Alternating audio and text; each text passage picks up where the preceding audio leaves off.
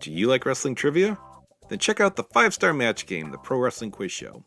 I'm Joe Gagney, and every episode, I grill 3 contestants with 5 rounds of power-packed wrestling trivia. We have over 30 evergreen episodes in the archives covering WWE, AEW, Japan, Mexico, and much, much, much, much more. Play along at home and check it out today.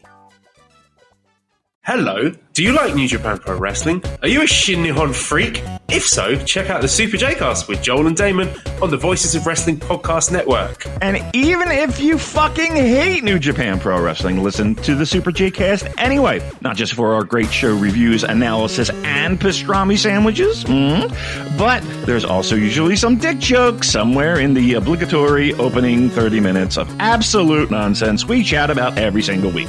That's the Super J-Cast for all the best talk about New Japan Pro Wrestling, crisps, and pornography. Extra value meals are back. That means 10 tender, juicy McNuggets and medium fries and a drink are just $8. Only at McDonald's. For limited time only. Prices and participation may vary. Prices may be higher in Hawaii, Alaska, and California, and for delivery. If you're a podcast host, listen up, this one's for you. My name is Allie Jackson. I'm the host of Finding Mr. Height, a dating and relationship podcast that I've been doing for 4 years now, sharing my positive and practical approach to dating that's built on my own life experience. And I wanted to share another experience that I've had, my secret behind monetizing my show. It's called Red Circle, and I was just telling my colleague about how much I love their platform. With Red Circle, not only am I getting a seamless hosting experience, but I also love the support I receive in ad sales. It's not just typical ad sales either. It's targeted opportunities based on my show and my life. And the platform is super simple. You just set your preferences and Red Circle matches you with sponsors that align with your show. You can vet every opportunity and their platform gives you great analytics. More recently too, my Red Circle team has brought me opportunities outside of my podcast on social media to really augment the podcast partnerships, bring them full circle. I just can't recommend them enough. If you want to give it a try, go to redcircle.com to get your free trial. That's redcircle.com for a free trial. This podcast is a member of the Voices of Wrestling Podcasting Network. Visit voicesofwrestling.com to hear the rest of our great podcasts, as well as show reviews, columns, opinions, and updates across the world of wrestling.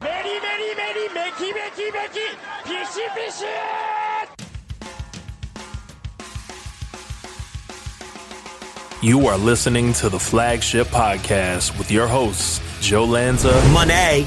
That's how you pronounce. Rich, I want you to give me one. Money. Is it Monet? Money. Money. Money. Not even, it's not money. Monet. It's not Monet. It's money. Money. Money. Money. Money. Money. Money. Money. Money. Money. Money. We have to pronounce things properly here. Oh, of course, yeah. On this show, yeah. We're not going to fuck around on this show. Money. Money. Money. Money. Money. Money. It's money. Say it, Rich. Rich Craich. I'm Rockin' Rich. He's Jamming Joe. We got a great show for you. Blade Job and Chair Shotter here. Yeah, ding, ding, ding, ding, ding, ding. We got like bells ringing every time. Yeah. And we are not live on the Flagship Podcast. No, we're very much recorded here on the Flagship Podcast. I am Rich. No Joe Lanza this week. He has lost his voice. It is not the flu. He wanted me to reiterate. It is not the flu. He does not have the flu, nor has he ever had the flu. But he has lost his voice, and it is a holiday week, so it was a good week for us to just say, you know what, let's maybe not do a Flagship this week. Let's just punt the Flagship, worry about it another, get back at it next week, because we do a show that goes live most of the time on Thursday night, so this is always a really tough holiday. Sometimes we've done shows on Monday or Tuesday. Sometimes we've done them on Fridays. Usually the Thanksgiving week Flagship, it's a lot of times we just skip that one. A lot of times that's just like it's too annoying to try to do a show on Monday or Tuesday. Wednesday, usually I'm going to the Thanksgiving Eve Dynamite, so that's not a possibility. Thursday is obviously the holiday, and then Friday is, I'm back to work. Usually it's Black Friday, it's busy, it's crazy for both of us, so usually it's a week we punt. This week, though, because of my situation where I'm not at work right now, I will be going back very soon. We were trying to see if we could work out another day to do it. Could it be Monday? Could it be Tuesday? Maybe Wednesday? None of them really quite worked. And Friday seemed like it may have worked. My schedule got kind of busy and kind of annoying. And then Joe told me, don't even bother. My voice is gone, so I can't even talk anyway. So it's probably best that I not do a show. So no Joe Lanza this week. And this will be an abbreviated version of the free Flagship Podcast. Not going to go into 3 hours. You're not getting a 3-hour solo show. I apologize. It's been a busy week for me as well with the holidays and the new baby and stuff. But I want to cover some topics. I'll go over some things here real quick, at least give you guys something for your weekly flagship dose. So what we are going to cover, we are going to preview Survivor Series War Games. Yes, it's Survivor Series, but it's War Games. And there is a Survivor Series match happening, I think is it happening on today, right? I think tonight on SmackDown, they're doing a traditional Survivor Series match. But instead, on the actual Survivor Series show, we're getting 2 War Games matches. I don't know. Don't ask me. Whatever. Fine. Sure. So we're going to preview that. Tentatively, depending on Joe's voice. And even if Joe can't go, I will try to do something. We are tentatively going to do an instant reaction live for this show. It just so happens we're both around. We're both free. It's a weekend that we both have no big plans. So if his voice is good, Joe and I will do instant reaction live after Survivor Series tomorrow night. Now, if his voice is gone, I will try to do instant reaction live or some sort of instant reaction. You're going to get something. So I'm not telling you to sub right now for it because I can't promise that it's going to happen. But if you are a subscriber to flagshippatreon.com, you may receive instant reaction live for Survivor Series War Games. But do not subscribe and then say, wait, you told me I was going to get this and I didn't get this. Now, I don't know how many of you are out there that are just dying to get our Survivor Series War Games takes and are like, well, I'm dropping $10 right now. I have to hear what they're going to say. I mean, that'd be great.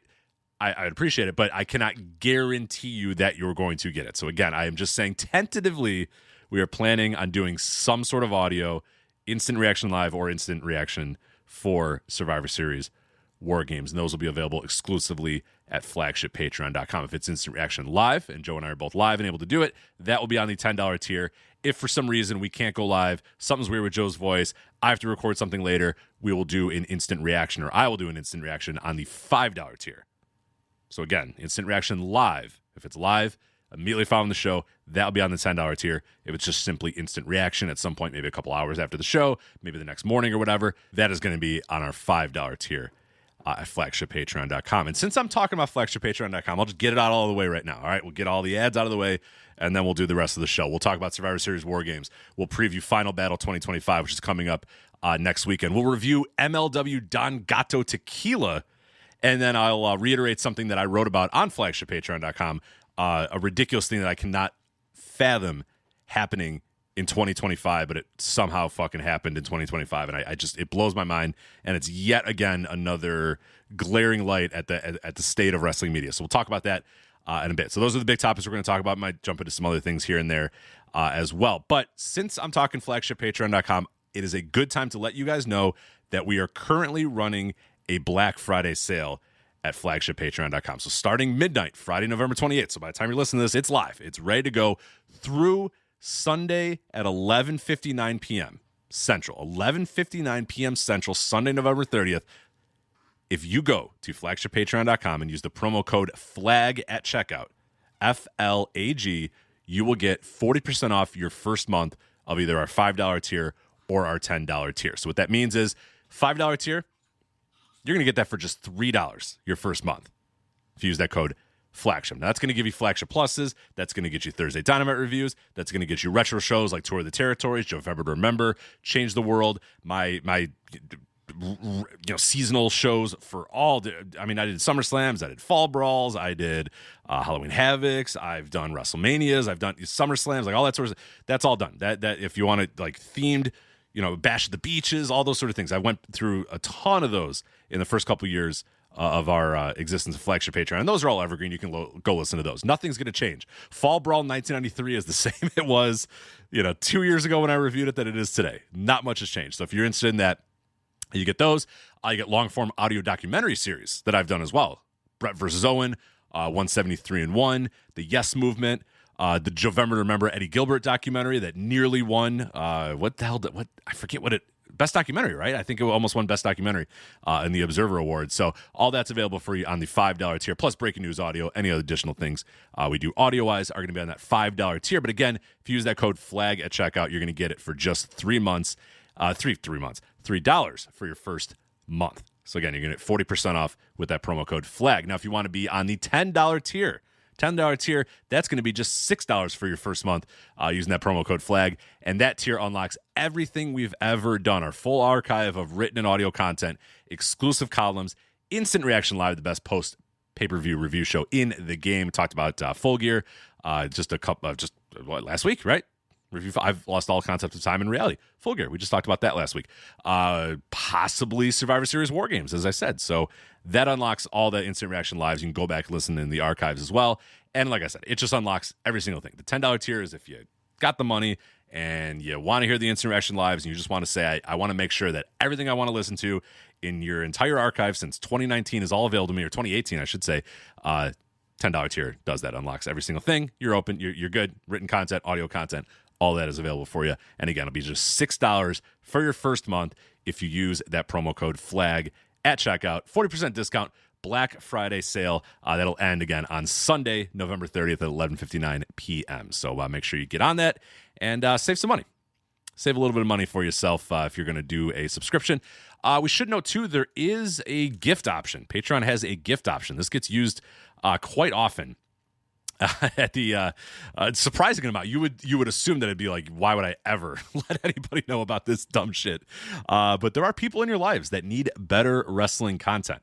It's true. I know, because we see how many people gift every single year, and there's quite a few people that say, you know what, someone in my life needs better wrestling content, so I'm going to help them. So what you can do is you go to patreon.com/voicesofwrestling/gift. Again, it's patreon.com/voicesofwrestling/gift, and that will get you to a link where you can gift a membership to the Flagship Patreon. Whether it's the $10 tier or the $5 tier, you can gift a membership to anyone and send it to them and say, here you go. And all they have to do is they click that link, and then it unlocks a month or however long. You can set the months. If you want to give them 12 months, 24 months, you want to give them 9 years of flagshippatreon.com, you can. It's up to you how many months you want to give them. But, they get a link. They click it. You pay for it, obviously. They click it, and it unlocks flagshippatreon.com for them. So if you got somebody in your life and you want them to listen to and read better wrestling content, give them a subscription to flagshippatreon.com. Again, patreon.com/voicesofwrestling/gifts. And I'll have that in the show notes as well if you want a link. So, all right, that's it. Commercial out of the way.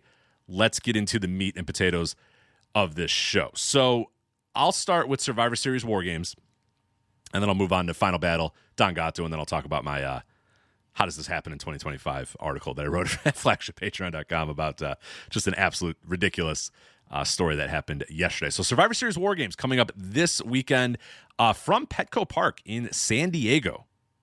San Diego paying WWE. It never ceases to amaze me that Chicago just did this for, what is it, Elimination Chamber? Elimination Chamber, I want to say, is coming to the United Center in Chicago. And the city of Chicago is like helping pay. I'm like, you need to pay people to come to Chicago. It's like, especially for a WWE show, like you have a lot of people in the Chicagoland area that like WWE that will probably just go. You don't have to pay them for it, but that's TKO, to their credit. They say, you want a show, you want a big event in your building, pay up.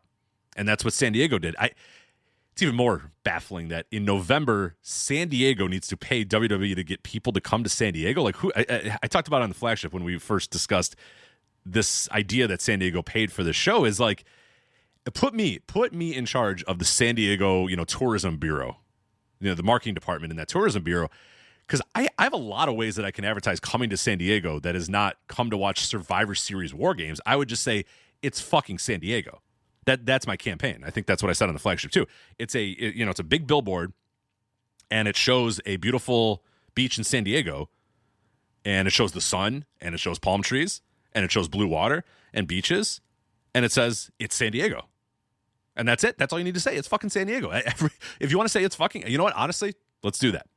We're not going to swear in it. We'll use it's F, and then we'll use little snowflakes in between the U and maybe the C, we'll do it's F, snowflake, whatever. It's fucking San Diego. Like, come here. It's the same beautiful weather every single day. It's a gorgeous place. It's unbelievable. Just come here. I cannot fathom them saying, oh man, how are we going to get people to come to San Diego? It's like, I get if Des Moines is like, well, how do we get people to come to Des Moines in November? Omaha, Nebraska is like, you know what? A lot of people don't like to come to Omaha in December. What can we do? I got it. We'll pay for a WWE pay-per-view, and then maybe people will travel to Omaha, in December to come to this pay-per-view. That makes sense. I have no issue with that. If you're the Omaha Tourism Bureau Marketing Department, I might say that's not a bad idea. You know what? We should pay a couple bones and have WWE come to Omaha in December or November, and that might be a good way to get some extra a boon to the hotels in the area and the restaurants in the area and all that sort of stuff. Does San Diego really need like a boost in tourism at any point, particularly in November? Like late November, it's like, oh man, I don't know. 75 degrees and sunny, I don't know. What else is there to do? You know what I mean? Oh, wait. Great restaurants, beaches, beautiful scenery. It's 75 and sunny every day. I don't know. I feel like San Diego can probably keep that money and spend it elsewhere. But regardless, they did not. They said, hey, WWE, here, TKO, take some money so you can run a show here at Petco Park November 29th, this coming Saturday. So, I don't know. It's bizarre, but that's what they did. Anyway, so as I said, you are not getting if you're saying Survivor Series and you're like, oh, here we go. The teams of 5 strive to survive or whatever. No. You're getting War Games. 2 War Games matches, a men's War Games and a women's War Games. If you were not already annoyed of War Games matches or bored of War Games matches after Blood and Guts, which were great. Those were great. Blood and Guts were great. I normally think War Games matches stink. We did a series of War Game, like, I forget what we called it. The Matches Beyond or something like that on voicesofwrestling.com, where we all split up amongst our contributors. We all split up a bunch of War Games matches and watched them all and reviewed them all. And like the consensus, at the end was just kind of like, yeah, these are not ever really good. There's a couple that are really good and people remember those. And those kind of stick in people's minds as, oh yeah, War Games is great because blank. And then it's like you list the same 3. It's like the Randy Orton thing. Oh, no, he's had really good matches. Okay. You can't give me the Mick Foley match and you can't give me a Christian match. What else? It's like, oh, well, and then they have none. You know what I mean? They have none after that. It's kind of similar with the War Games. They're like, oh, no, War Games is pretty good. And it's like, okay, after 1992 and ROH versus CZW and a couple ones here and there, like, what else you got for me? And everyone's just, oh, wait, I guess I don't really have anything for you. No, you don't. They're mostly bad. And WWE's versions of them are very bad, usually. Very bad, very boring, very just over-reliant on plunder. None of the brutality that first came from War Games matches, none of that is ever really there. There's sirens. It's very loud. It's very annoying. It's very, it's bright and it's loud and it's just in your face. It's very WWE in all ways, shapes, and forms. So I'm not looking forward to this show at all, especially when it's a 4-match pay-per-view. You have the men's War Games match, CM Punk, Cody Rhodes, the Usos, and Roman Reigns versus The Vision, Braun Breaker and Bronson Reed, Logan Paul, Drew McIntyre, and Brock Lesnar. So the way that they're building this up is that it's just, can they coexist? Paul does it again, man. Oh, he's just a genius. How does he come up with these ideas? So he's got this idea that you got these 2 teams, and how are these 2 teams going to coexist? CM Punk and Cody are biting back at one another, and Roman Reigns is there, and he's biting back at one another. Oh, and you got the Usos, and can they trust Roman? Can Jimmy and Jay trust Roman? Do Jimmy and Jay trust each other anymore? Does Cody trust the Usos? Does Punk trust the Usos? Oh, it's fucking stupid. But that's it. That's the hook. And then you also have the same thing, essentially, with the heel team as well, because you have Brock Lesnar in there, and Brock Lesnar's not going to trust anybody. And that's the same kind of vibe as you have the Vision, who are managed by Paul Heyman, and then Brock Lesnar's managed by Paul Heyman, so there's tension there. And then it's Logan Paul, and he's just kind of an asshole to everybody. And then Drew McIntyre's kind of looking off to the side too, because he's always a guy that doesn't really trust anybody and always seems like he's kind of on the outside looking in. So that's it. Can they coexist? Get into it, clap, whatever. So that's your men's War Games match.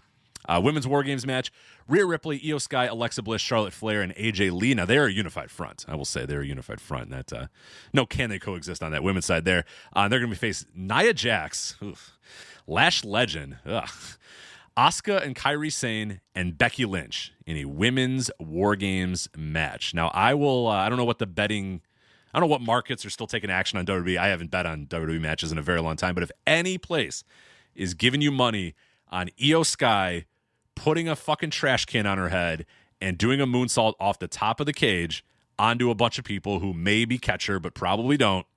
Bet on it. Bet the fucking house on it. Bet everything you own. Everything. For entertainment purposes only. Do not actually do that unless you want to. But for entertainment purposes only, I would say that my recommendation would be to bet everything you own on Io Sky putting a trash can on her head, doing a moonsault, and people barely catching her and her just crashing and burning onto the mat, and then This Is Awesome chants ringing out as she takes the trash can off her head and then does her little yeet finger point at her head while her head bobs back and forth thing. So again, pretty safe assumption that's going to happen, but we'll see. We'll see on Saturday, Women's War Games match. But yeah, if you want me to give you predictions or whatever, I don't fucking know. Who cares? John Cena versus Dom Mysterio for the IC title. John Cena is your current Intercontinental Champion, unless you probably didn't know that, but he is. And yeah, one of the last few John Cena matches in this company is going to be spent on Dominic Mysterio for the IC title. And then your only other match, 4 matches. Now, they might make another one on SmackDown tonight. So I'm recording this before SmackDown. So if you say, what about... I'm recording this before SmackDown. The other match is Stephanie Vakir versus Nikki Bella for the Women's World Championship. So have fun with that. And I don't know who I'm threatening because I just told you that I might watch the show and do a live reaction show, or I might watch the show and do a reaction show the next morning or several hours after. So joke's on me, I guess. I'm challenging myself for some reason. With good luck with that. There's 1,000 things I could probably be doing on a Saturday night, and I'm going to be watching that shit. So live too. I hate watching WWE live. Watching WWE after the fact is great because you can just kind of pound through the 10 seconds, get through all the... On Peacock, you pound through 10 seconds to get through all the commercials or whatever. Very, very highly recommend to watch on demand as opposed to live. And I just fucking realized that these things are on ESPN, so I got to get that goddamn ESPN Unlimited. What am I doing? Why did I agree to that? Something. I hope this baby is real bad. Come on, baby. I need you to be real bad. And so I could just say, oh, man, I wanted to, but I didn't sleep a lick, and the baby was bad. And like, fuck, I got to get this goddamn ESPN thing.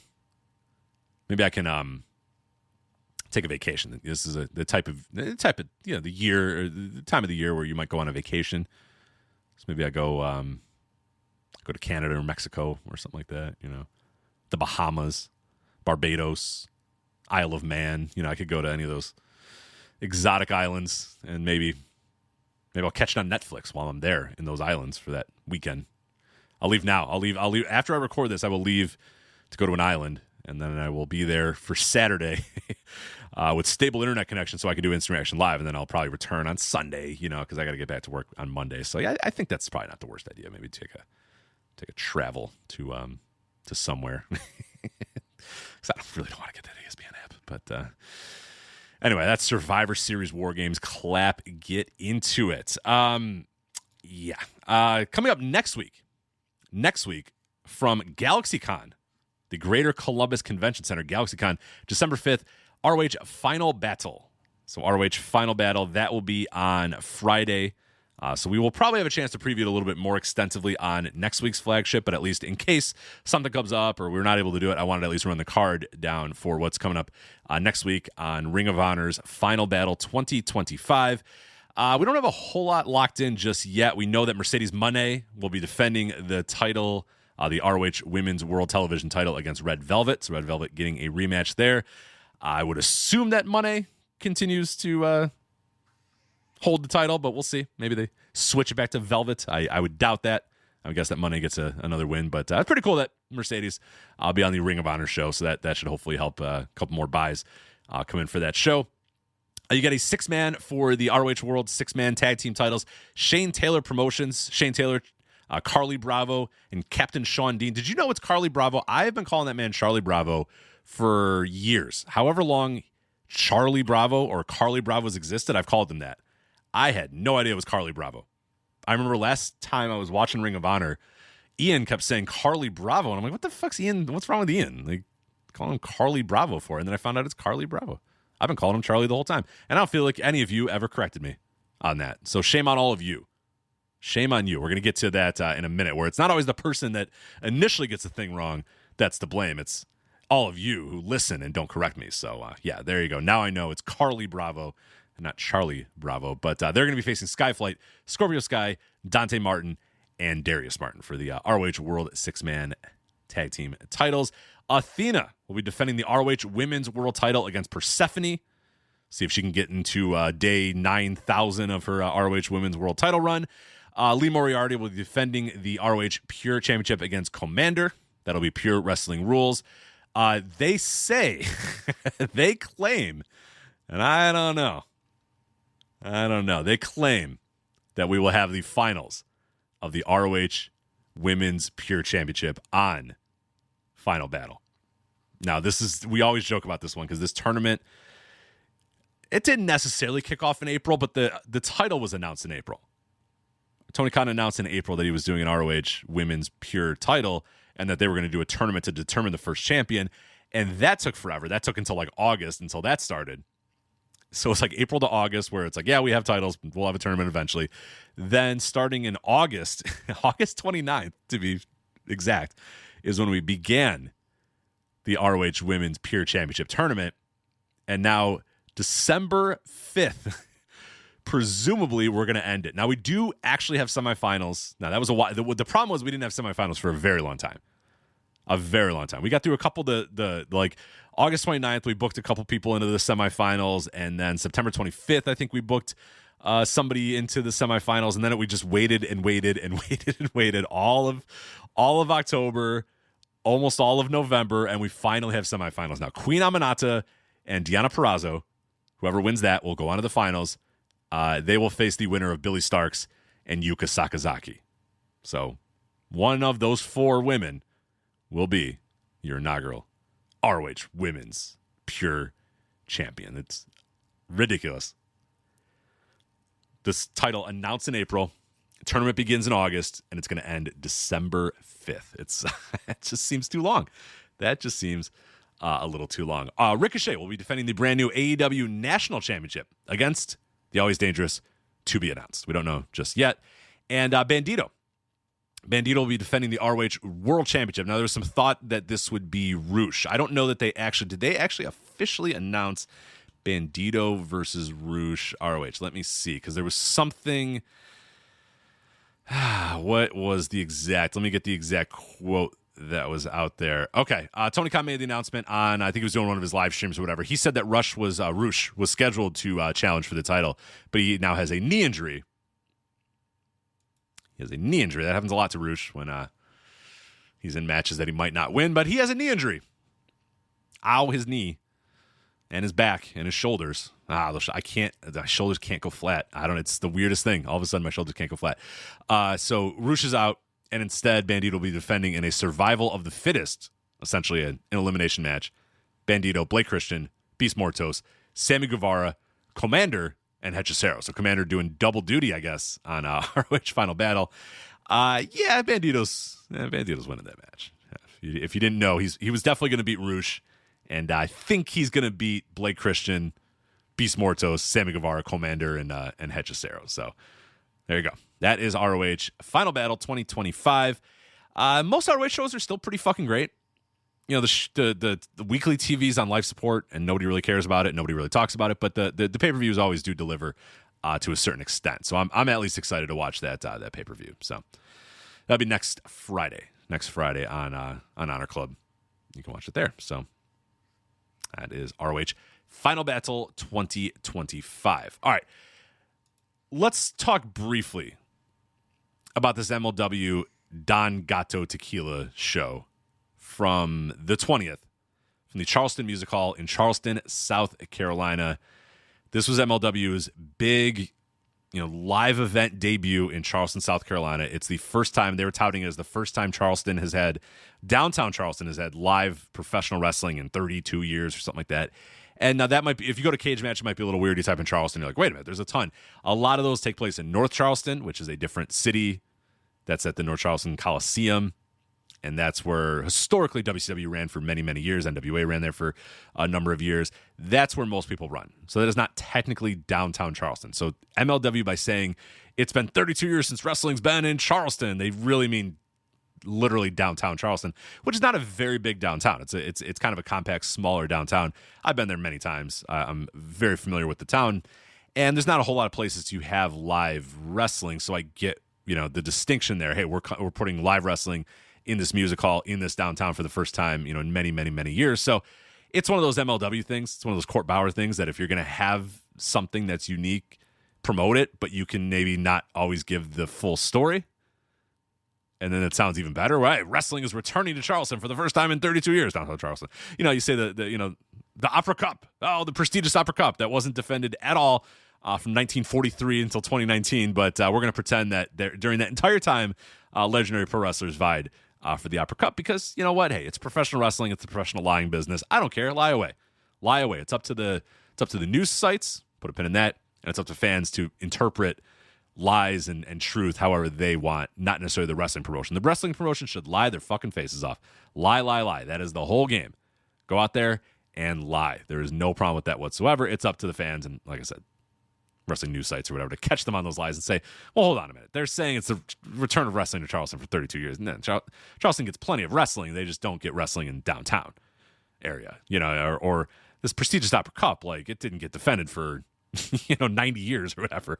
It's not exactly that prestigious. You can't chart the lineage back to the George Hackenschmidt and be like, oh yeah, no. And it's like, well, no, the link is broken for a long time. You brought it back. Dave Boy Smith Jr. brought it back. It has nothing to do with this historic tournament that was defended across the country for years and years and years, for decades upon decades. No, it just wasn't. They found this trophy and brought it back and brought this tournament back, but hadn't been defended in many moons. So again, I don't blame them for that. That's promoting. That's professional lying, and that's what MLW's in, and that's the business that Court Bauer's in, is the professional lying business and the promoting business. So I get it. It's fine. So anyway, we had this event at the Charleston Music Hall, and I knew nothing about this venue going in, and I was kind of interested to see how it was going to get shot, how it was going to look, and this felt like an MLW show that had a lot of buzz.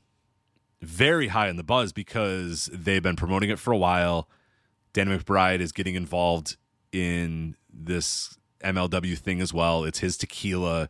They've been promoting the fuck out of this Don Gato tequila, including, I swear to God, saying the name Don Gato at least 47 times in the first 10 minutes of the show, just egregiously. Tom Lawler's like, hey, Joe Dombrowski, I'm going to take a sip of this Don Gato tequila, and in fact, I might do shots of Don Gato tequila while Don Gato himself of Don Gato tequila. He's the guy that made it, Don Gato tequila. He's going to take shots, and me and him are going to both take shots of Don Gato tequila. Joe Dombrowski's like, what do you mean you're going to take shots of Don Gato tequila? That stuff's going to do, have you ever had Don Gato tequila? That stuff's strong as hell. I know Don Gato can drink Don Gato tequila, but can you drink Don Gato tequila? I'm telling you, it is egregious. I was going to count, and I started, and I was on my hands, and my hands filled up in seconds, and I was like, okay, I'm losing track already. I'm out. But they went nuts with the product placements on this show. You are well aware that Don Gato Tequila is sponsoring this show. I promise you. You're aware of it. So but it had buzz. It had buzz going in. It was selling well. I think it sold out the Charleston Music Hall. Yeah, it was a live event on Thursday night. MLW was very good at getting themselves out in the news sites and stuff. We promoted on this show, and we caught ourselves in our own fucking trap because we promote MLW, and then it was head-to-head with the Flagship last weekend. And I noticed some people, some usual Flagship viewers that weren't there. But then we're live tweeting about the MLW show. So they literally had people that didn't listen to the Flagship live and instead watched MLW Don Gato Tequila live. So they had a lot of buzz for a show in a new city, a unique venue, this product placement, the potential for Danny McBride to be there, the finals of the Opera Cup. Like, they did a lot. The Good Brothers were coming in. Scarlett Bordeaux was coming in. Like, there was a lot of stuff going on this show. So it did feel like very much a, it had some buzz to it. It had some real tangible buzz. Killer Cross was going to be there. And nothing creates online buzz like old KK there. Ariel Hawani's favorite, Killer Cross. So there was a lot of buzz about this show. I will say, though, it did not live up to any of that buzz. And if you were a first-time viewer of MLW, if you listen to Joe and I talk about MLW for years and years now, and it popped up on your YouTube algorithm for some reason, or you saw a news site talk about it, and you said, I'm going to check this thing out, and it's the first time this is your first exposure to MLW, I don't know if you're coming back. This was a painfully average MLW show, probably the worst in-ring show they've had in a very long time. There wasn't anything worth your time to watch on the show. Every match varied from just kind of there to bad, with several of them being bad.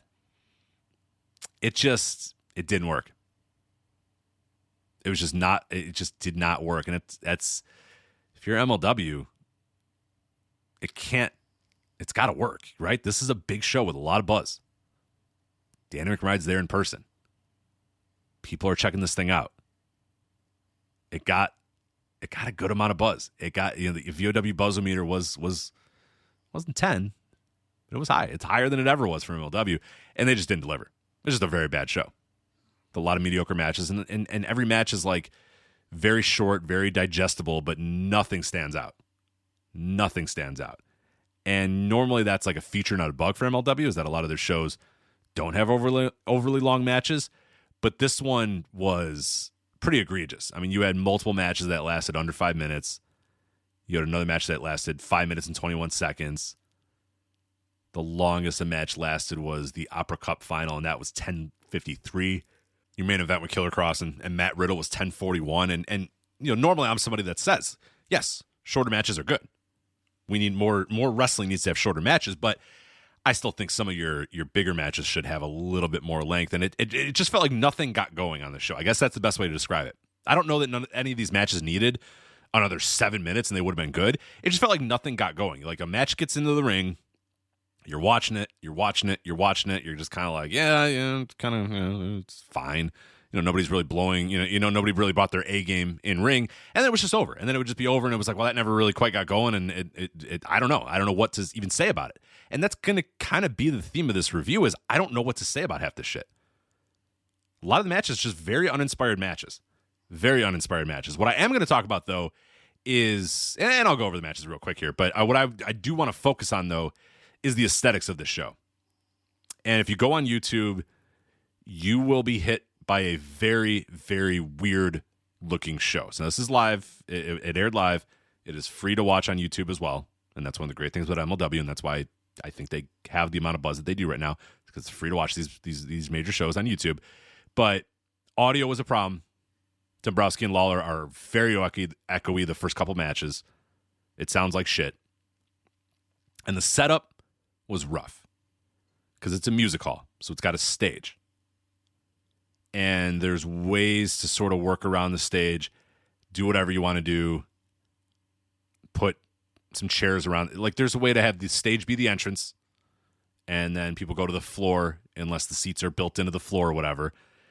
Sometimes you can do, Dragon Gate USA used to do this a lot because they used to run a lot of these kind of music halls, is they would have the ring on the stage and they would put, a couple rows of chairs on the stage and then put a couple more, fill out the bleachers or whatever you want to say, the floor seats or whatever with people as well. So you have people around the ring on the stage, but then you also have people on the floor too. So you have a couple different options of what you can do. What MLW decided to do was basically have the ring on the stage, all the fans on the floor, so no fans around ringside, and then surround the ring with a giant wall of videos. And it might sound cooler than it is, but it really was a distracting look, and I thought it was a bad look. It made them look, the intent wasn't to make them look low rent, but it looked low rent. It looked like AWA, classic, and this is an old school reference, but you can go back in the archives. I believe myself and Mike Spears in the very early days. Let me see, November 11th, 2018. I don't know if this is around anymore. Shit, can you watch this? This is a WWE Network link. Myself and Mike Spears, a bourbon-fueled live retro rewatch of WWE's latest hidden gem, the unreleased pilot of AWA's Team Challenge series. Let me see if this is around. This is from November 11th, 2018. Let me see if you can watch it anymore, because you might not get the references. I don't think you're able to watch it anymore. Well, either way, you are able to see the images. So what I'll say is go to Google and type in AWA Team Challenge Series and just go to images. And you'll see from the images what it looked like. And it was this like horrific green screen thing that they were trying to do. It wasn't good at all. Just very bad. Very bad production.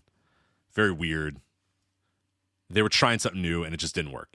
And that's kind of what happened with this Don Gato Tequila MLW show is, and it's hard to describe unless you watch the video, so I recommend at least watching a match just to see what I'm talking about. Or just click on the video on YouTube and just go to just scroll until you get to a match, and you'll see it, and you go, ooh, yeah, I see what you're talking about here. It looked like a COVID thing. It looked like an empty arena because you have this ring, and it's surrounded by video, and then they would change what was on the video board depending on who was in the ring. So the one that I remember for sure was during the Don Gato 4-way tag match. You had like pirate ships and cannons and skulls and crossbones and smoke and water, all kind of distracting you and going all over filling the entire fucking board and the video board when Barboza and Defunto were in the ring. And it's like very, very distracting. Like you can barely focus on what's going on in the ring because there's pirate ships and water and smoke and cannonballs and skulls and crossbones and stuff all going on behind it. And Scarlett's in there and there's just like smoke everywhere because she's the smoke show, so there's a bunch of smoke behind it. And it's like the Good Brothers are back there and there's fucking tequila bottles and shit just and it's all like you're not seeing anybody, you're not seeing any crowd, you're just seeing a ring, wrestlers, and then this very bright, very distracting video board behind them. It just didn't work. I didn't like it. Maybe there's people out there that liked it and thought it was really cool. I thought it was very distracting, and I thought I was watching COVID wrestling. I thought I was watching an empty arena match where we can't have people in the building. So you know what? We'll put a video board behind it. We'll put a thunder. It wasn't quite the Thunderdome in terms of a bunch of faces, but it kind of had the similar vibe where it's just like we have to distract from the fact that nobody is here with a giant video board, and the giant video board is going to be distracting as hell. And that's our way of making sure that you don't know or realize that there's no one in this building and that it's COVID and there's a fucking pandemic going on. No, that's what we're going to do. We're going to put video boards behind the wrestlers. It just didn't work. It worked in the Thunderdome because it was during a pandemic and you weren't able to have people in the building. So it was a great way to kind of bridge the gap of people being there and people watching on their, TVs at home or whatever, or devices at home or whatever. But this one just didn't work. Just too distracting, too confusing, too annoying. And it just felt like a show that nobody was at. And there were a lot of people there. But the wrestlers would come out and they would sort of interact with a little bit of the crowd. They'd get into that ring, and then once they got in the ring, you didn't see the crowd again. Even the camera shots barely got to the crowd. You could see maybe the first row or two of the crowd after they dropped the house lights. So just a big miss. And MLW's production's usually pretty good. I got to admit, usually pretty good. But here, a big miss on the video boards at the Don Gato show. Just move the ring to the floor or find a way to have some fans around the ring. Something around the ring besides just, a wall of video boards. And the other thing, too, MLW is promoting this wall like it's like the most incredible technology. Joe Dombrowski's like, that wall's 2 stories tall and it's showing moving graphics. And it's like, okay, first off, it's like 12 to 15 feet tall. It's not that impressive. And yeah, it's showing moving graphics. Joe, it's 2025. Like, it's not that hard to do that. And these video boards are not that impressive. I don't know. It was very strange. And it's just the whole show was very clunky and very weird. And there was just overdone product placement to the point of just annoyance. So I don't know, man. This is MLW's new headquarters is in Charleston, I guess. They seem to be diving in head first. I don't know if Danny McBride bought some points in this thing. He was there, apparently, enjoying some Don Gato tequila, or so we were told. He was drinking something. I imagine it was probably Don Gato tequila, but it's just, it was a show that it looked weird, it sounded weird, and then the wrestling wasn't very good.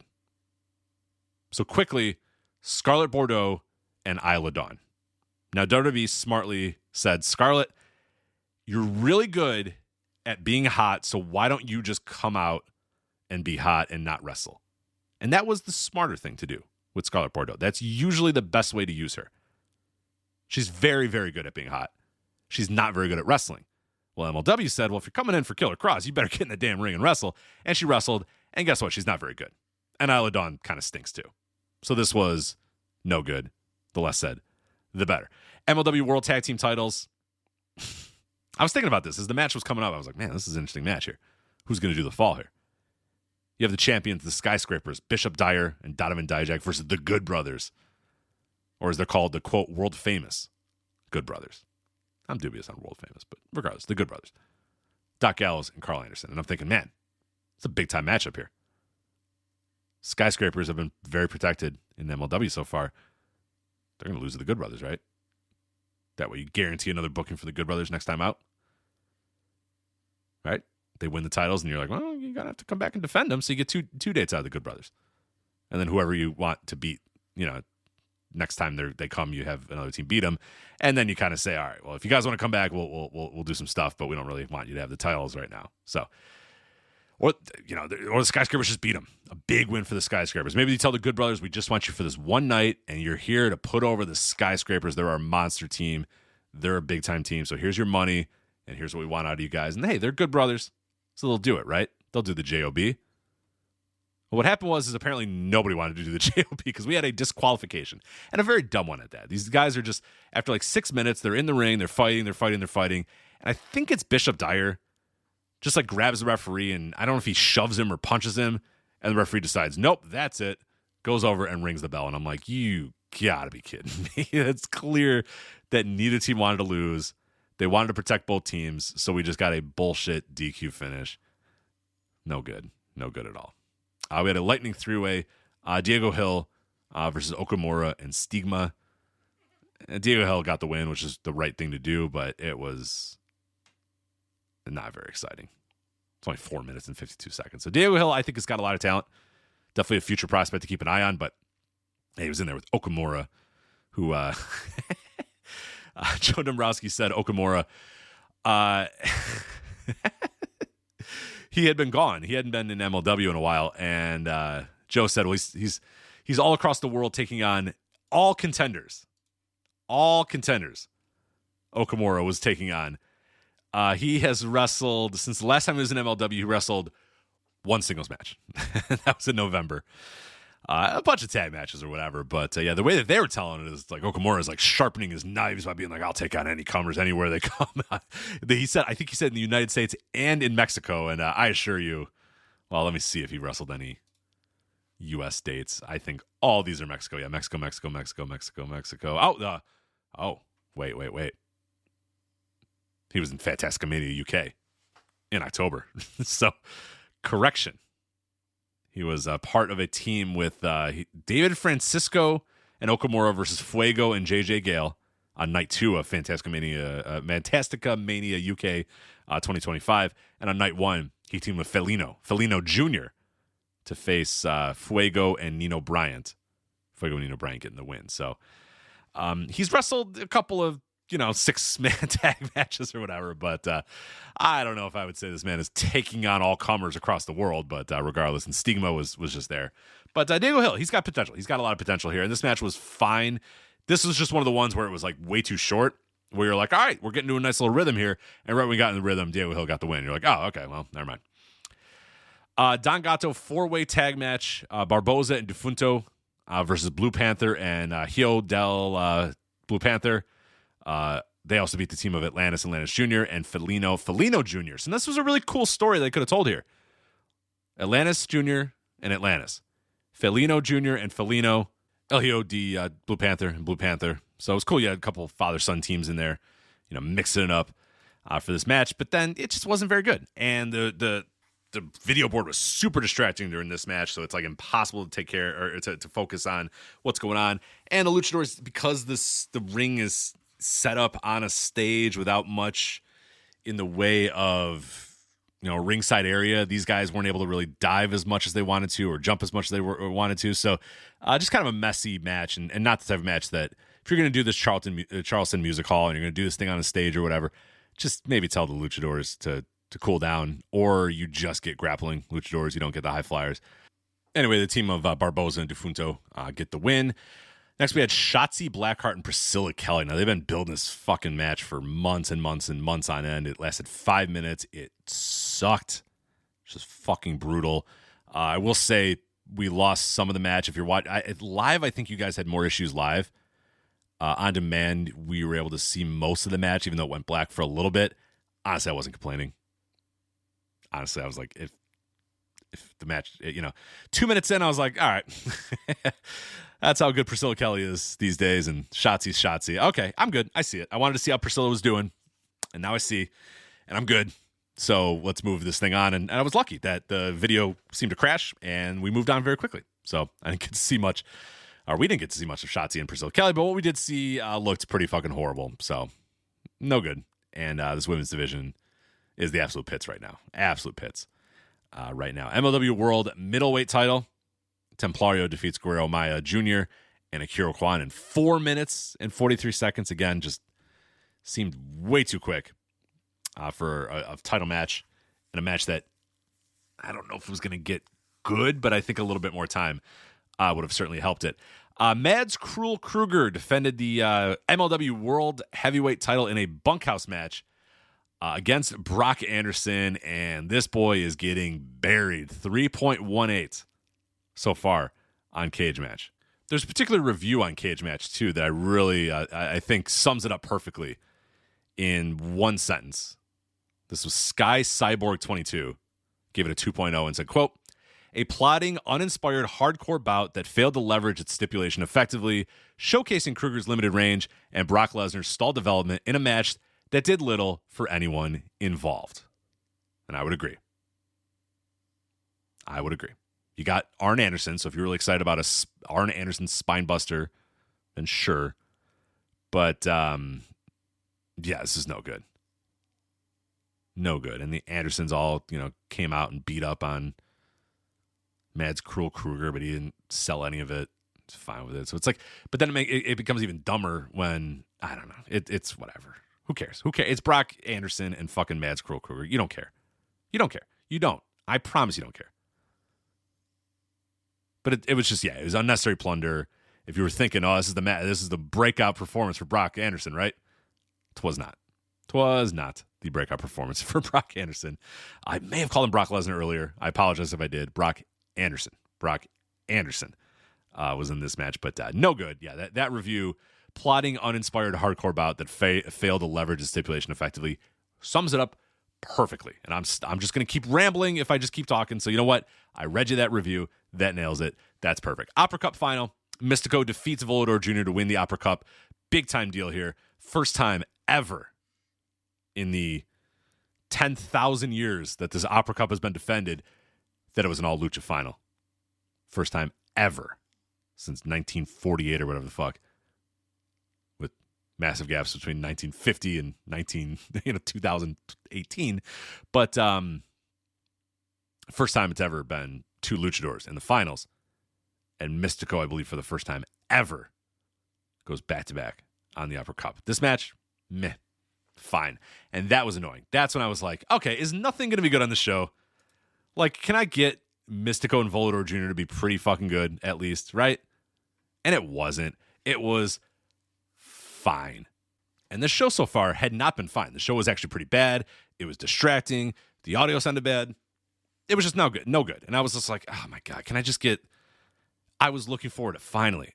And Mads Kruger and Brock Anderson, I had decent hopes for that match. I thought that'd be good, a good way to use Brock and a good way to use Kruger. And then when that stunk, I was like, okay, we're really in, because the main event's fucking Killer Cross. So I'm not excited about what I'm getting in the main event. So God, I hope Mystico and Volador Jr. tear the fucking house down. And they didn't. It was MLW effort Mystico. You guys know. You guys know what MLW effort Mystico looks like. It's a lot of crowd connection. It's a lot of crowd react, but he's not really going out there and busting his ass very much. He occasionally he'll do it, but this was not one of those. And Volador Jr. is another guy too who really coasts. When he knows it's a match that he can coast, there's nobody better at coasting than Volador Jr. He has gotten quite good at coasting in his later days. I thought this cage match review I'm not going to read the full review, but this line was perfect for what I thought this match was. It goes, both are fighting with the handbrake on. And that's perfect. That's that Mehaov, Mehaov. You nailed it. The handbrake was on. It's like Mystico was kind of running the ropes and kind of doing dives, but slowly and labored and not with any sort of real snap or athleticism. And that's kind of what this match. It just, I don't know, man. It really soured me on the rest of the night because I'm like, fuck, even this wasn't any good. Even this was just okay. And then we had Killer Kross and Matt Riddle. And come on, you know me. Right? Like, you know me. I'm not going to earnestly enjoy a Killer Kross match. But Riddle's the rude dude. I got to call him by his the rude dude. He was, very arrogant in this match, very over the top. And Kross was doing a lot of his, like, ground game stuff. And it's kind of absurd to watch Killer Kross try to pretend that he could, grapple or wrestle with Matt Riddle, even though Matt Riddle's a actually trained fighter, an elite wrestler, and Killer Kross is Killer Kross. So I think the guy's boring as fuck. I've thought of that about years for Killer Kross. So if you are into this Killer Kross thing and you've bought into the hype and the propaganda, then maybe you're going to really like this match. But I thought it was pretty boring, pretty bad. Riddle doing a lot of crowd work. Kross being Killer Kross, very slow, very methodical. And yeah, I don't know. It just didn't work. And nothing did. It was just an awful show. Just a terrible, terrible show. Now that I really go back and review it for you guys here, an awful show. I watched it in chunks, so it didn't feel as like debilitating as it does when I read through all these matches. But my God, if you're watching this live, it's just like there was nothing good and nothing redeeming on this show at all. So a big miss because I think they had a lot of eyeballs in the show. Let me go to their YouTube. I'm going to see how many views this one had. I wonder if it's actually doing well via their YouTube channel, views-wise. That might be an interesting thing to take a look at because it felt like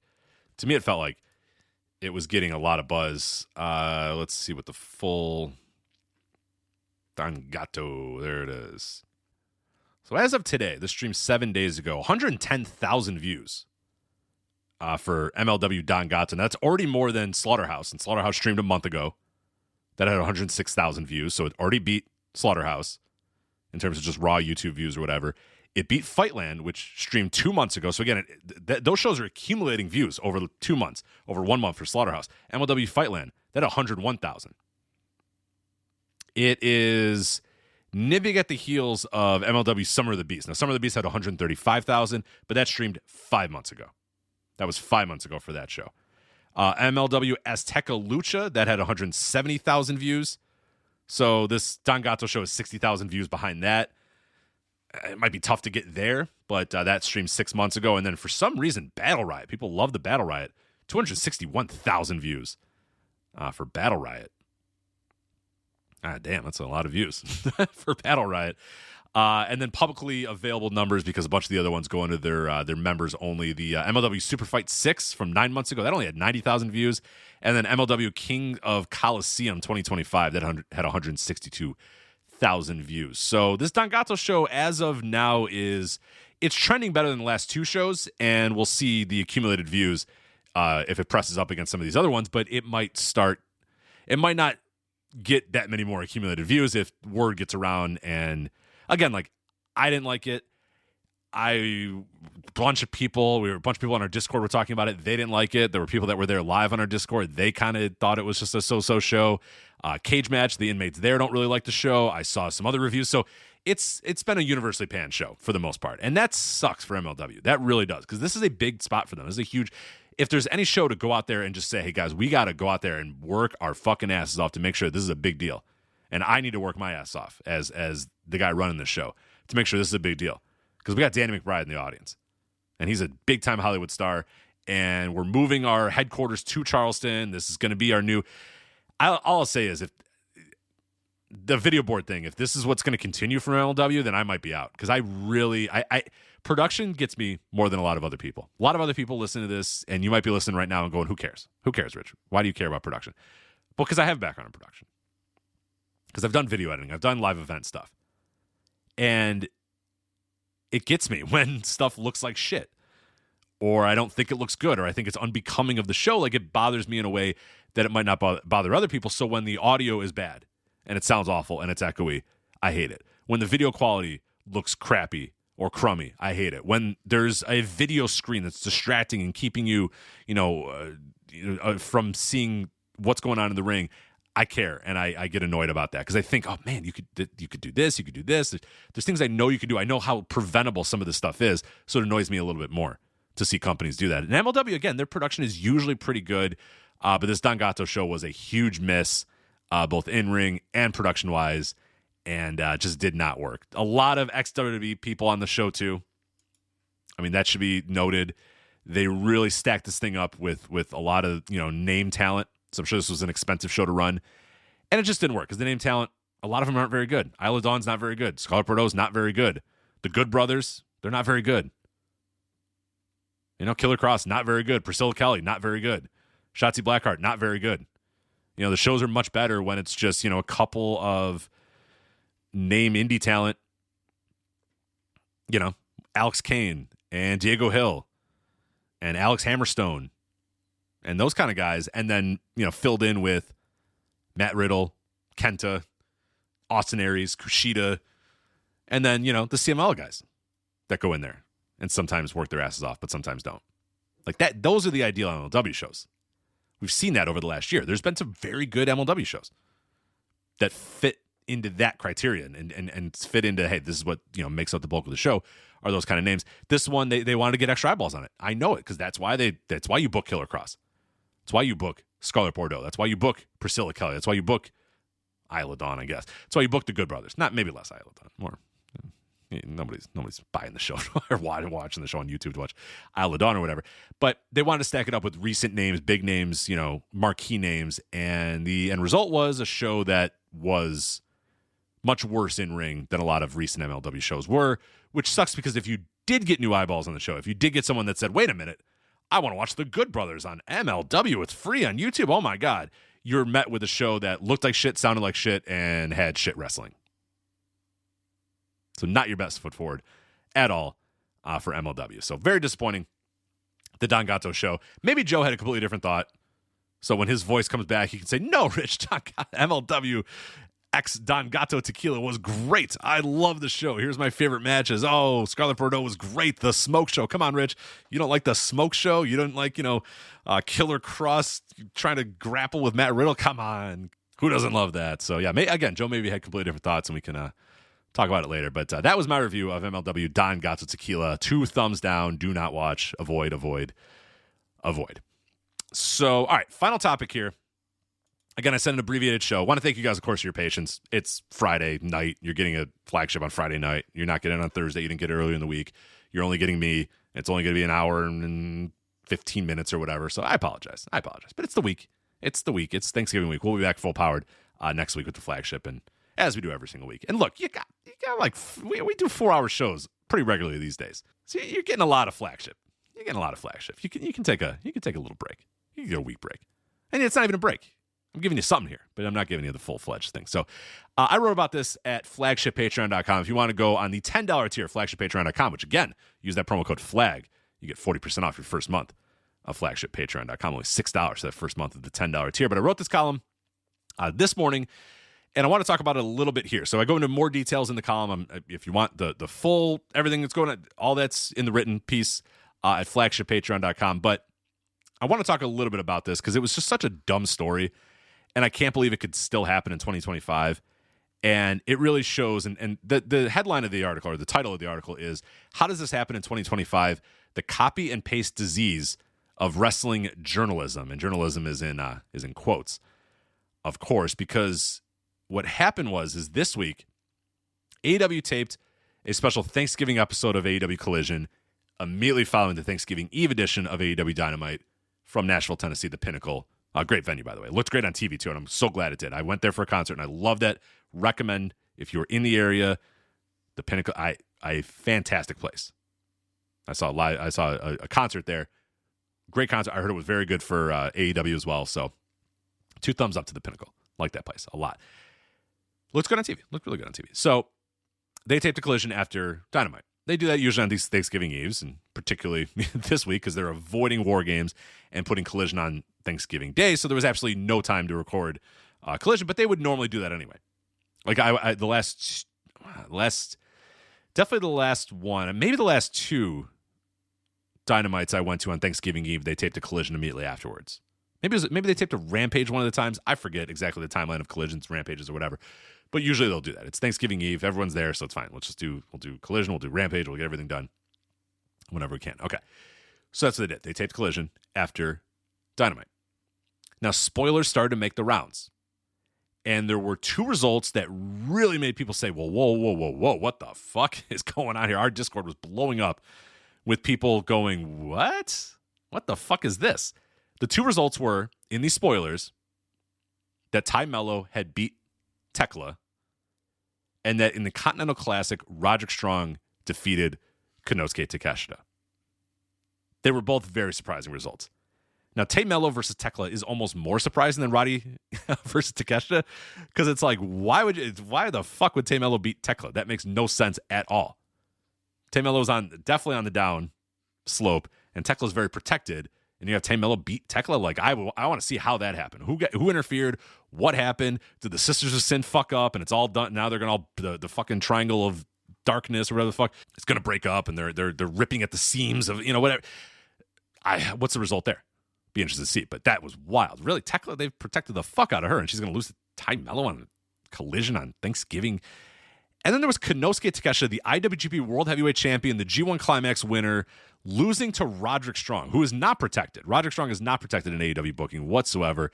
He's clearly slotted in a certain threshold in that company and is not a guy that should be beating the IWGP World Heavyweight Champion. What the fuck is wrong with Tony Khan? What has gotten into Tony Khan? I know that he wants to have Konosuke Takeshita match with Okada, who lost his first round matchup to his first night matchup in the Continental Classic to Kyle Fletcher. But this is fucking ridiculous. What the hell is Tony Khan doing? He's a terrible partner for and then it became a whole fucking let's do the New Japan versus AEW, and the fans are sniping at one another, and everyone's getting mad, and the discourse is going crazy, and it's all Tony Khan doesn't respect New Japan, and they shouldn't work with him anymore, and I don't know, it's the world champion, and he's jobbing to Roderick Strong. It got real dumb real fast, and it made a lot of people say, well, now I kind of want to watch that Thanksgiving Collision to see what the fuck happened and how the hell Roderick Strong defeated Konosuke Takeshita. Well, here's what happened. He didn't. Takeshita won the match. And guess what? Tay Mello did not beat Tekla. Tekla beat Ty Mello. And this calls into question how the hell this all happened.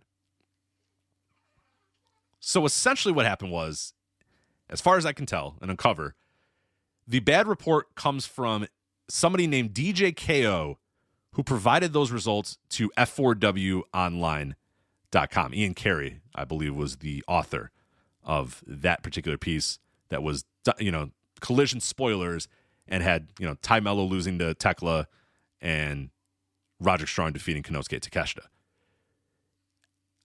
Now, did DJ KO, whoever the fuck DJ KO is, did they just straight up lie? Were they not there? Did they leave? Did they leave after Dynamite, not watch Collision, and just say, yeah, this is what happened? I mean, that's a bold... even if you did that, would you really say that Roderick Strong beat Takeshita? I would just assume, hey, I'm leaving, but just so you know, it's Roderick Strong and Takeshita, and Takeshita's probably going to win that, so I'm just going to tell you. But he reports that Strong defeated Takeshita and Tekla lost to Ty Mello. Did he just leave? Did he lie? Did he just get confused? Did he mistype? Does he not know the difference between Ty Mello and Tekla? Does he not know the difference between Roderick Strong and Konosuke Takeshita? Was there a disputed finish? Were the finishes kind of clunky? And that was what people said. Well, you know what? I bet there's some weird thing and there's some dusty finish or music plays at the wrong time or something like that. No. We watched Collision and Takeshita just hit his move and pinned Roderick Strong. No dispute. There'd be no way you were in that building and you would think that Roderick Strong won that match. There's no way. It's very clear that Takeshita won the match. Takeshita hit his move, pinned him, and then put his hands up in the middle of the ring with Don Callis, and it was like, oh yeah, there's Takeshita. He won. It was very clear Takeshita won that match. Same thing with Tekla and Ty Mello. Tekla just ran over to Ty Mello, stomped her face into the fucking mat, turned her over, and pinned her 1, 2, 3. So maybe DJ KO, I'm thinking, oh, he might think Ty Mello and Tekla are the same person, or he doesn't know what they look like, or he's not sure. First off, if that's you, don't send results into a major wrestling website. And two, those women look very different. There was a time where Tekla and Ty Mello looked a little bit more alike. They don't anymore. Tekla's got bright blonde hair. Ty Mello's a brunette now. There was a time where Ty Mello had bright blonde hair. And maybe you could say, well, kind of, yeah, maybe my eyesight's kind of bad. I'm in the back of the building. I can't tell the difference. That's possible. Not anymore. That's not possible anymore. It's absurd. And again, there was no disputed finish. It was very obvious. Tekla just walks over to Ty Mello, stomps her face into the fucking mat, and pins her 1, 2, 3. So this DJ KO guy gave a bad report to Ian Carey at f4wonline.com. Okay, that's fine. Now, should Ian and should somebody at F4W Online say, whoa, that's a weird result? Can we double check that? Can we verify that? Can we have somebody else that was there let us know? Like, this is a little weird that those two, particularly, again, I think, to me, Roderick Strong defeating Takeshita was a bit more of an eye-opener, but I do see some people said the point of, like, actually, if you think about it, Ty Mello over Tekla is even more ridiculous, because you can almost buy that Takeshita, they wanted him to kind of tell the story that he got upset in the first round, even though Okada didn't get upset. He lost to Kyle Fletcher, and that's not an upset. But regardless, maybe you want them both to start 0-1 or whatever, and they're going to fight their way back up or whatever. Okay, fine. You could almost sell yourself on that. You cannot sell Ty Mello defeating Tekla. That made no fucking sense. So, yes, should somebody at F4W, should Ian have said, that's weird, I need someone else, follow up with DJ KO and say, are you sure? Are you sure those are the results? Are you sure, before I publish this on this website, are you sure that that's the actual result? That seems a little weird. Or I'm going to find someone else that was there and confirm, hey, I got a report from, DJ KO that said this is the result. Can you confirm for me that this is the result? That Ian should have done that. Somebody at F4 should have done that. Of course. What happened, what's even worse to me, though, and I'm letting Ian and F4W Online off the hook a little bit, they were sent a bad report, and they published it, okay? That's fine. And they've since updated that page and said that there's a note about conflicting reports about Takeshita and Strong or whatever. Okay, they updated it. The problem that, for me, is that in an hour, we had all these websites, all your wrestling websites, name the names. Whatever names you have in your mind, yep, it's them. Them too. Everyone. The aggregators. They copied and pasted, and now all over the internet, with hat tip to F4W Online, credit F4W Online for the spoilers, here are your collision spoilers. And now everywhere has these two very weird results. Everywhere. And this is one of those things that it's like one errant report, one incorrect report sent to F4W Online turned into the entire wrestling news sphere reporting two incorrect results from a taped collision. And nobody thought to themselves, as they were copying and pasting someone else's work and giving them loose credit, nobody said, really? Roderick Strong beat Takeshita? I should look into that. I should ask somebody. Maybe I'll go to one of my editors and say, does this look right? That seems a little weird.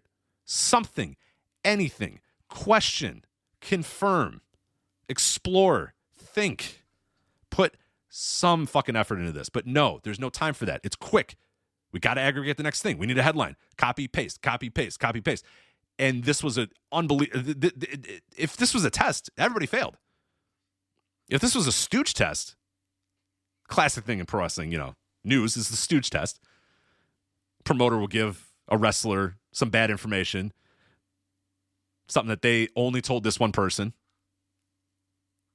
something like that, and that if that one person goes and it pops up on a news site or whatever, they'll say, okay, well, I know it was you then that did it, because I only told you, and it's not true, and I told this guy and this guy and this guy the opposite, but I told you this thing, and now that's not in the news, so now I know it's you that's probably stooging off to the news sites, the dirt sheets, if you will.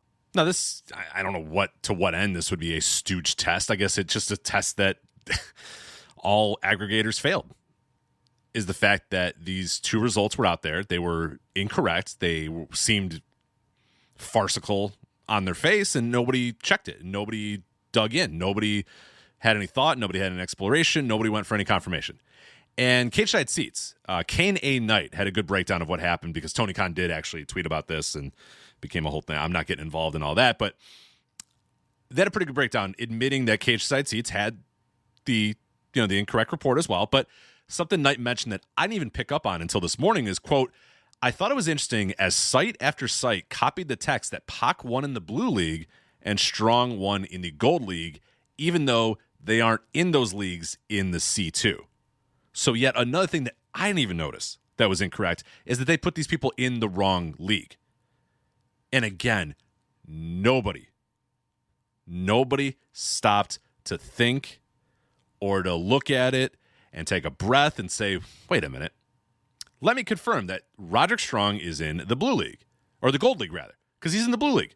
But our results say he's in the Gold League. Wait, Pac, he's in the Blue League. Wait, no, he's in the Gold League. What the fuck? This is all wrong. This is, and then now maybe let's well, those two things are wrong. What else is wrong about this? Let me double check everything. No, copy, paste, move on. That's all we did. We copy and pasted, we moved on. It's very disheartening. It's very typical, so I'm not surprised, but it continues to be disheartening. And I think this week is an even more egregious example of just how fucking washed this entire wrestling news sphere, this space. I hate using the term, but this space, how fucking stupid and washed this entire space is. It's just, it's ridiculous. So you have these two results that make no sense, just getting passed around. And the reason they get passed around is because one site got a bad report and everybody else just copies everyone else's work. So Ian and F4W Online didn't catch it, didn't dig in a little bit more to DJ KO and make sure, are you sure that these two results are correct? Ian and F4W Online didn't notice that Pac was listed as being in the wrong league or that Strong and Takeshita were listed as being in the wrong league. No.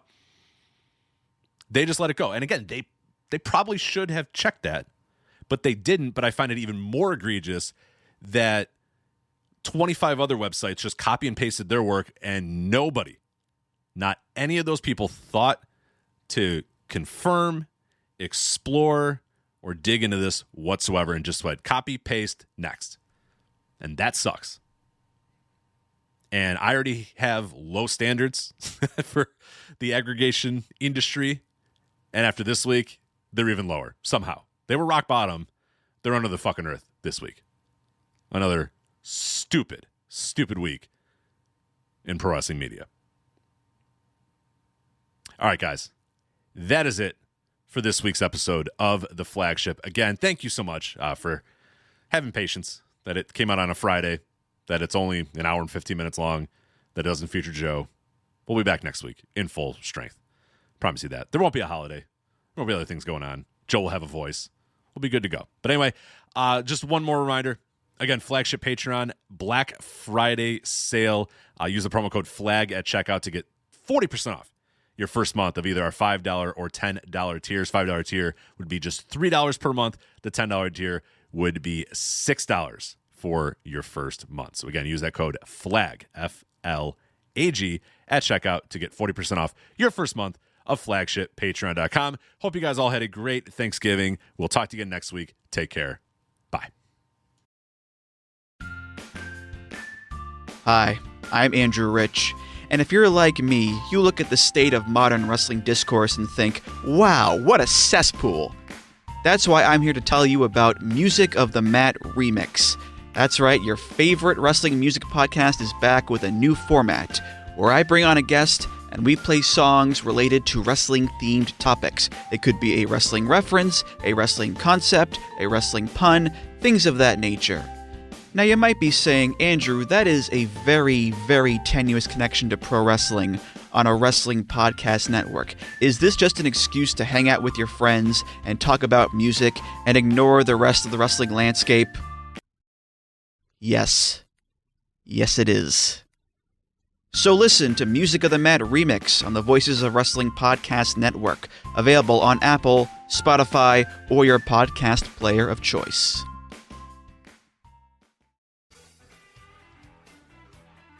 Hello, Voices of Wrestling listener. Dave Ryan here. Have you ever wondered to yourself how many hidden gems are hidden away inside the last years of World Championship Wrestling? Have you ever asked yourself how many tenuous gags can be made about the name Mike Enos? And have you ever thought about what it sounds like for two Irishmen to interpret a very chaotic company through its B-show? The answers to all this and more are just a click away. Check out Days of Thunder every second Thursday on the Voices of Wrestling podcast network.